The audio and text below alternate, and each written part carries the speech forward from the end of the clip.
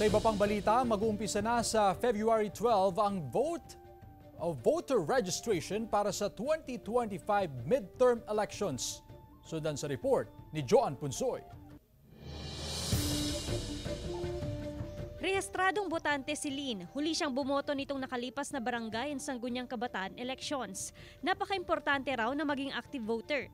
Importante po kasi po siyempre tulad po sa isang barangay, importante po talaga na bumoboto ka para makapili po ng talagang karapat-dapat na iluluklok sa pwesto po. Sa mga hindi pa nakakapagparehistro, panawagan ng COMELEC samantalahin ang schedule ng voter registration para sa 2025 national and local elections. Mag-uumpisa na ito sa February 12 hanggang September 30, 2024.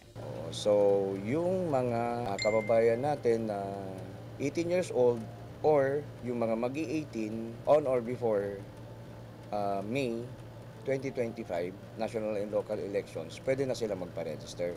Hindi na kailangang mag-register ang mga 17 years old na una nang nakapagparehistro noong BSKE at mag-18 years old sa May 2025. Mahigit 67,000 botante ang naitala sa bayan ng Calasiao noong BSKE 2023. Inaasahan pa raw ng tanggapan na madaragdagan ang bilang. Ngayon pa lang, pinaghahandaan na rin ng tanggapan ng satellite voter registration. Expected natin sa unang araw o unang buwan, siyempre matumal yan. Ito yun naman yung pagkakataon na sasamantalahin ng COMELEC na mag-satellite registration. Yung kami na po ang pupunta sa mga barangay para at least hindi na sila mag-aksaya ng pamasahe papunta dito sa office. Maliban sa new registrant, tatanggap din ang aplikasyon para sa reactivation, correction and transfer of records.